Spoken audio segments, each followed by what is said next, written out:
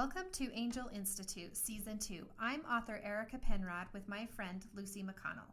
This season, we're going to be talking about all things Cupid as we focus on the Cupid division of Angel Institute. Talking about date nights, relationships, and all of the yummy stuff. So sit down, relax, and join us, and let's get started. Hi, welcome to Angels Unscripted this week. I am Erica Penrod with my good friend Lucy McConnell, and we are so glad you are here with us this week. Really quickly, before we jump into this week's topic, which I'm really excited to talk about, I want to ask you about last week we talked about love languages, and you had mentioned that you were going to retake the love language test. Yes. So did you do that? I did. Okay. I did. And interestingly enough, my major love language that before was words of affirmation is still words of affirmation. Okay, that did good. not change. Other like the acts of service and things that are my husband's love language moved up in percentage though. Not a great amount, but several, like within 4 or 5 percentages, they moved up. So my perception of love through his love languages is increasing. So Isn't just that very fascinating? interesting. Yeah. Like, that's kind of interesting. Yeah. So I'm hoping he's learning to speak my language too. I didn't make him retake the test. Maybe I should, but I didn't ever think about that like it might change because of your spouse's or your partner's love language. yeah. And it will affect yours. Yeah. Well, and that my ability to feel loved through his expression of love has increased, if that makes sense. Yes. That's a lot of Yeah.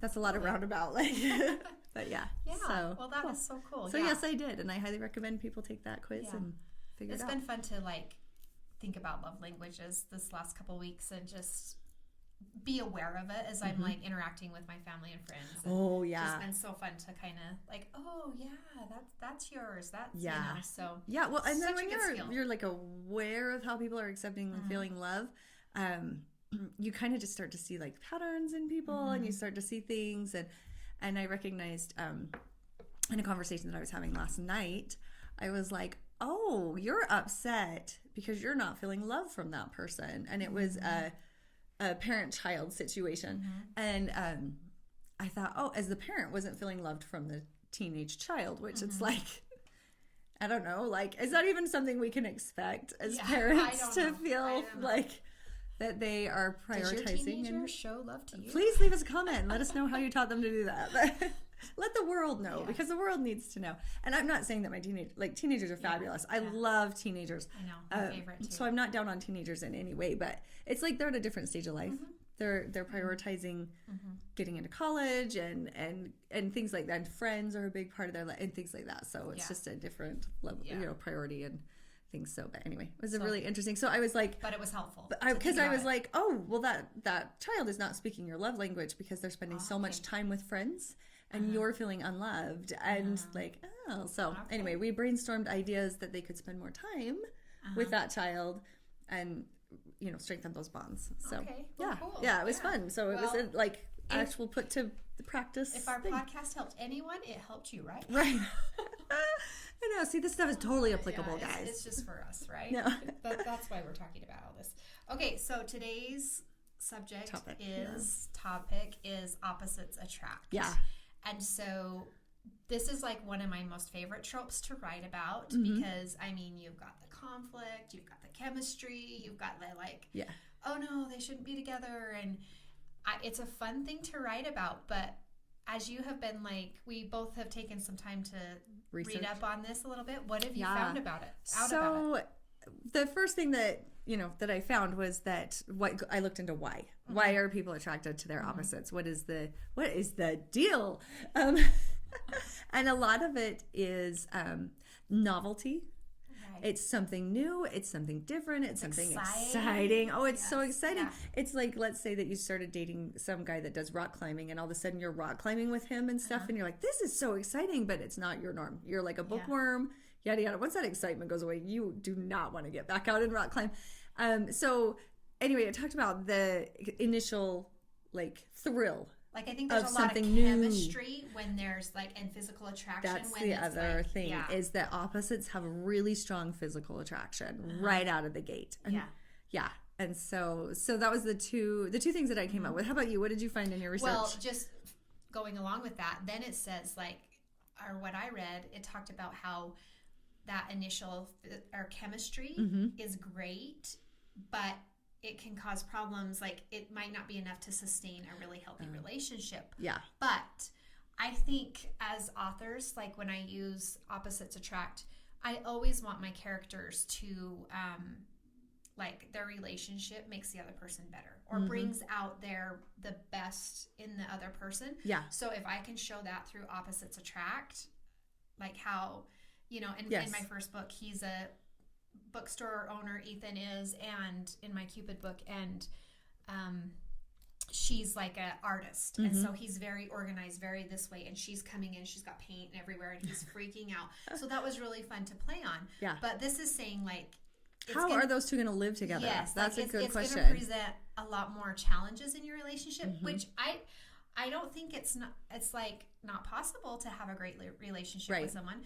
And if you look at your own relationship or with my own marriage, my husband and I are very similar on a lot of things and very different on a lot of things. Yeah. So I feel like we're kind of a blend, and I would imagine most people are like that. Yeah. Do you? I don't think you find a twin. You can't find your twin. And I also think that a twin would be bad because you'd stagnate. Like okay, this is a horrible thought, but I was just thinking about that old couple on the porch that they're like both so old now that the only thing that they do is sit on the front porch and rock. Yeah. And that's like their whole life. They've stagnated. They're not growing. They're not developing. They're not changing because they've reached this point where they're just not moving, Yeah. And I think that's like, if you start a relationship in that place, that would not be what are you going to become? Yeah. Like, there's no place to move or become because this person doesn't challenge you in any way. Right. So, or they're not growing. I mean, one of you has to be growing. And sometimes, and I'm sure you've had this too, you're like, I'm growing, and you're kind of dragging that other person along. Right. And sometimes you're the draggee. I'm the one that's getting pulled along. Instead of the dragger. Yeah. And so, but it's great because one of you is usually moving forward and so the other one can hitch a ride. Yeah. So I think it's like, it's fun to write about people that are completely opposite, but there always has to be something that brings them together. Like a purpose. Or, there has to be some things that are the same. I think, was it the 80s or it might have been in the 90s where there was the movie tropes of a child. So I'm thinking 3 men and a baby. Okay. Yeah. So, and then, you follow that series along. And Peter and, oh my gosh, what was the mom's name? I can't Emily? I can't even remember their names. Oh my gosh. Anyway, but the child, raising the child unites these 4 very different personalities so that they have a purpose, and the purpose is to raise that child. And that purpose brings them all together. Yeah. And so I think, that can happen a lot too, that in books you have that purpose that unites, whether it's putting on the town Valentine's Day parade or if it's a bachelor auction or whatever it is, that purpose unites them to a point that their differences don't make as much of a problem but actually become assets. And that's what I think is really great about the opposite attracts trope, is that you have varying different skills. But those different skills can do something together that they couldn't do on their own. I love that idea. Yes. I love thinking of the purpose. Yes. And that brings people that are very different together and are able to do something wonderful together. Yes. Because they have a united purpose. Yes. Okay. So I looked up a few of the pros and cons of dating someone that's opposite you.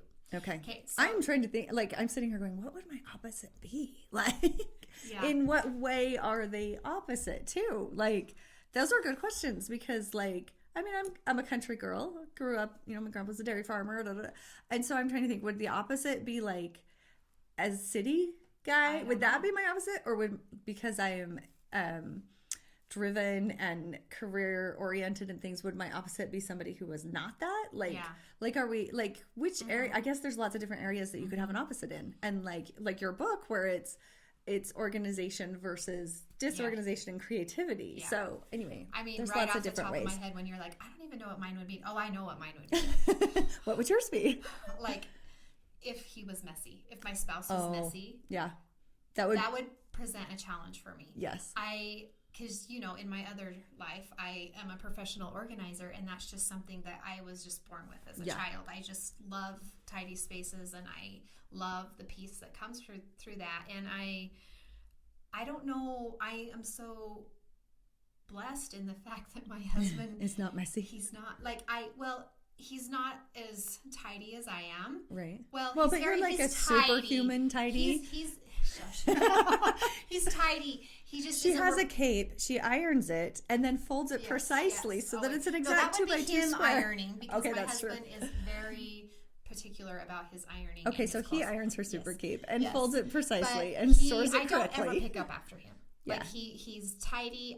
He doesn't clean stuff like I like it, but he does. He's very tidy. I don't pick up after him. He's very respectful that way, and very like helpful with dishes and laundry, and so great in that. So I think for me, that would have been really challenging for me to marry somebody that wasn't like that. I don't know, but then again, we're so different about other things. So it's like we definitely have those opposite things, but that would be the kind of opposite that would drive you crazy. Like, I want to know, okay, let's plan. You know, we like to plan things. I love calendaring. Yeah. And I don't know if it's just a man thing, but he doesn't want to plan out stuff like that. Yeah. Like, when we were talking about going on a little trip, and I was like, okay, these are the things that we have that weekend. Let me know. And he's getting ready to go to a horse show, so he was worried about having his horses ridden and stuff. And so I asked my daughter, can you ride the horses while Dad's gone? She's like, yeah, I can do that for him. I'm like, okay, I've got this worked out. If you'll call ahead and schedule with the trainer so you can go work with him before the show, because he needs to go take his horse and work with the trainer before he shows him. And he's like, oh, well, okay. I'm like, no.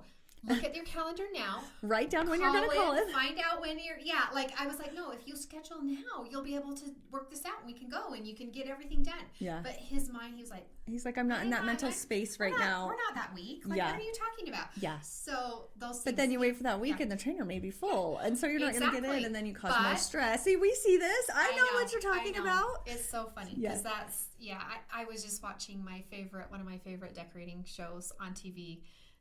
Why can't I remember what it's called? It's the one in the cute couple in Bentonville. Oh, yes. Arkansas, that I talk about all the time. I love them. But they just did a big project, and she was trying to get him to plan out. They had 24 hours. It was like a benefit they were doing to like this family, you know, and they had a whole bunch of people coming, and they needed to basically map out every hour to get all of this what done. needed to get done during that hour. Pin him down and be like, tell me every hour what's going on. He's like, oh, we've got plenty of people. We don't need to do that. We don't need to do that. And then the day comes, and then she's like, and they get behind. Anyway, some stuff happens, and she's like, if we would have planned, like, you know, but that, it's just funny. But so I think everyone has that to some degree. Yeah. But anyway, okay. So, sorry, I got off on a long tangent there. Well, I asked a question. Okay. Pros of dating your opposite. Okay. You may learn to compromise. Okay. Growth as a human being. Yeah. I get that. Perfect. Okay. You can learn to be more patient and empathetic. It's true. Very true. Very true. Okay. There may be greater opportunity to learn new things. Oh, like we talked about the rock climbing or the other, you know, okay. The excitement may be more intense. Okay, so those, I agree with all of those. I think.